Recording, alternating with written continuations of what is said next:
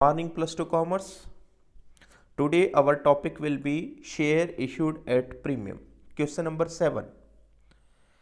Pushkar Limited invited application for issuing 5 lakh equity share of 10 each at a premium of 3 rupees per share.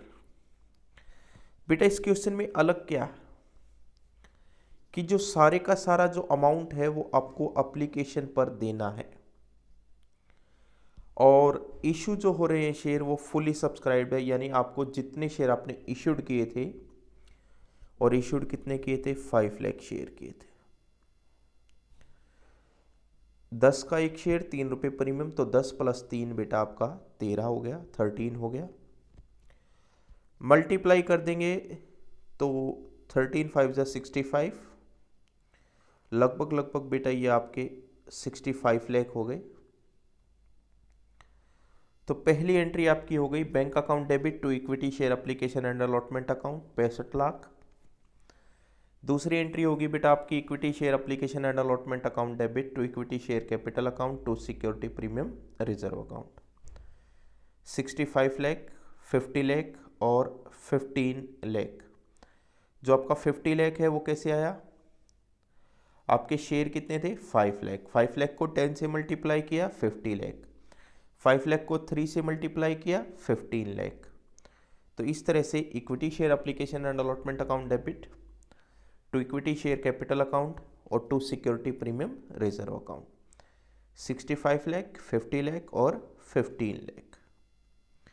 Next इसके अंदर क्या क्या रखा है बेटा? दोनों प्रकार के शेयर आपको गिवन है, इक्विटी भी और प्रेफरेंस भी। किरण टेक्सटाइल लिमिटेड इशूड किए हैं 50,000 शेयर, 10 का एक है, प्रीमियम है 4 रुपीज़। तो इक्विटी शेयर की जो पेमेंट है वो कैसे है? 3.5, 6.5, जिसमें 4 रुपीज़ प्रीमियम है। तो ओरिजिनल जो पैसा रह गया वो सिर्फ आपका 2.5 रह गया, यानी जो अलॉटमेंट पे ड्यू होना चाहिए था वो 2.5 होना चाहिए था, लेकिन 6.5 हुआ है। दैट मीन्स 4 रुपीज़ आपके प्रीमियम के हैं। फर्स्ट कॉल पे 2 रुपये, सेकेंड कॉल पे 2 रुपये। इसी तरह से आपके प्रेफरेंस शेयर है 6% preference share of 100 each. Preference share 30 rupees, 20 rupees, 25 rupees, 25 rupees. तो ध्यान से देखेंगे तो प्रेफरेंस शेयर पर आपका प्रीमियम नहीं है, क्योंकि 30, 20, 50, 50 और 25 75 और 75 और 25 बेटा आपके 100 हो गए। पहली entry equity share application account debit 6% preference share application account debit to equity share capital account to 6% preference share capital account. बेटा क्या करना है इस क्वेश्चन में? इसमें आपको अलग से कैश बुक तैयार करनी है, जिसमें जो जब आप थ्योरी कर रहे थे तो मैंने ये बात आपको बताई थी कि जो बैंक की जितनी भी एंट्री होंगी आपकी वो कैश बुक में अलग से आपकी शो होंगी। जैसे equity share application account, preference share application account, यानी इक्विटी का पैसा इक्विटी में, प्रेफरेंस का पैसा प्रेफरेंस में, अलॉटमेंट का पैसा अलॉटमेंट में, और कॉल का पैसा बेटा आपका कॉल के अंदर चला जाएगा। इस तरह से 1,75,000, 60,000, 3,25,000 अलॉटमेंट का इक्विटी का, 40,000 आपका प्रेफरेंस का, फर्स्ट कॉल का 1 लाख, प्रेफरेंस शेयर का 50,000, सेकेंड कॉल का 1 लाख और सेकेंड कॉल प्रेफरेंस का 50,000। तो टोटल ये आपका 9 लाख हो गया और ये 9 लाख आपका ट्रांसफर हो गया क्रेडिट साइड में। तो जितनी भी ड्यू की और पेड की एंट्री होंगी तो वो तो कैश बुक में आ जाएगी, लेकिन ड्यू की जो एंट्री होंगी वो आपकी जर्नल एंट्री में होंगी। दूसरी एंट्री देखिए, equity share allotment account debit, preference share allotment account debit to equity share capital account to security premium reserve account to 6% preference share capital account 3,25,000 कैसे आया? बेटा आपके इक्विटी कितने शेयर है 50,000, आपने 6.5 से मल्टीप्लाई किया तो 3,25,000 आ गया। प्रेफरेंस के 40 कैसे आए? देखिए आपके शेयर हैं प्रेफरेंस में 2,000 और आपकी प्रेफरेंस अलॉटमेंट कितनी है 20 की, तो 2,000 को आप 20 से मल्टीप्लाई करेंगे 40,000। इक्विटी शेयर कैपिटल 1,25,000 ओरिजिनल पैसा, security premium reserve 2 lakh to 6% preference share capital. अच्छा ये ध्यान में रखना, अगर प्रेफरेंस पे भी आपका प्रीमियम होता तो तो बेटा टोटल करके ही आप सिक्योरिटी प्रीमियम रिजर्व में उसको ऐड कर देते हैं। इसी तरह से आपका equity share first call account debit, preference share first call account debit. आप ध्यान रहे इक्विटी आपके 50,000 है और जबकि प्रेफरेंस आपके 2,000 है। तो इक्विटी में तो आपकी 50,000 से मल्टीप्लाई होती रहेगी और प्रेफरेंस में आपकी 2,000 से मल्टीप्लाई होती रहेगी। तो to equity share capital account 1 lakh और प्रेफरेंस शेयर कैपिटल अकाउंट 50,000। इसी तरह से आपका equity share second and final call account debit to ये आपका 6% preference share second and final call account debit to equity share capital account to 6% preference share capital account 1 lakh 50,000, 1 lakh और 50,000। 9th question, Kanpur gas limited issued की है 40,000 equity share, 10 का एक है, 1 रुपये आपका प्रीमियम है। 2.5 बेटा एप्लीकेशन पे, 4.5 आपका अलॉटमेंट पे।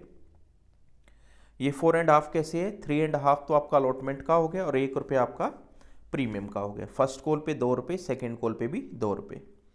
एप्लीकेशन जो रिसीव्ड हुई है वो 37,000 के लिए हुई है, तो सबकी मल्टीप्लाई किससे होगी, 37,000 से होगी।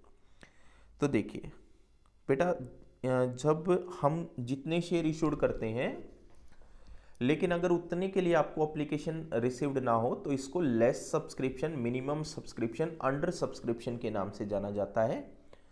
इस कंडीशन के अंदर हम मल्टीप्लाई उतने से ही करते हैं जितना आपको एप्लीकेशन रिसीव्ड होता है। तो पहली एंट्री है आपकी bank account debit to equity share application account. आप 37,000 की मल्टीप्लाई 2.5 से करेंगे, 92,500 आ गया। Next equity share application account debit to equity share capital, फिर दोबारा से ये एंट्री आपकी 37,000 इंटू 2.5 हो गया बेटा, 92,500 आ गया। इसके बाद equity share allotment account debit to equity share capital account to security premium reserve account, 37,000 की मल्टीप्लाई 4.5 से की, फिर 3.5 से की और बेटा फिर 1 से की। तो 3.5 से की तो ये आ गया 1,29,500, 1 से की 37,000। इसके बाद bank account debit to equity share allotment account 1,66,500। Next equity share first call account debit to equity share capital account, 37,000 की मल्टीप्लाई 2 से की, 74। Bank account debit to equity share first call account 37,000 की मल्टीप्लाई फिर 2 से की, 74। फिर equity share final call account debit to equity share capital account फिर 74 और फिर इसके बाद bank account debit to equity share final account 74,000। Balance sheet देखिए बेटा, balance sheet of Kanpur gas limited है बेटा। आप फॉर्मेट बनाएंगे, पर्टिकुलर हो गया आपका, नोट नंबर हो गया, करंट ईयर हो गया, प्रीवियस ईयर होगा। सबसे पहले लिखेंगे equity and liabilities black pen से, फिर आप ब्लैक पेन से ही आप शेयर होल्डर फंड लिखेंगे और ब्लू पेन से आप शेयर कैपिटल और रिजर्व एंड सरप्लस लिखेंगे। तो शेयर कैपिटल 37,000 की मल्टीप्लाई 10 से कर ली, 37 हो गया, यानी 3,70,000 हो गया। रिजर्व एंड सरप्लस में भी आप यही करेंगे, 37,000 की मल्टीप्लाई 1 से कर लेंगे, 37,000 आ गया। टोटल ये आपका 4,07,000 हो गया। और कोई खर्चा आपने किया नहीं है, अगर खर्चा नहीं करेंगे तो कैश उतना ही रहेगा जितनी आपकी शेयर कैपिटल थी, यानी 4,07,000। नोट्स टू अकाउंट्स देखेंगे, सबसे पहले आप शेयर कैपिटल देखेंगे, ऑथराइज्ड कैपिटल आपको गिवन नहीं है तो आप इसको छोड़ देंगे। इसके बाद इशूड कैपिटल बेटा, इक्विटी शेयर आपके जो थे आपने इशूड जितने किए थे वो थे 40,000। वो अलग बात है कि आपको वो पैसा रिसीव्ड नहीं हुआ, तो 40,000 की मल्टीप्लाई 10 से की 4 लाख। फिर आप लिखेंगे issued subscribed and fully paid.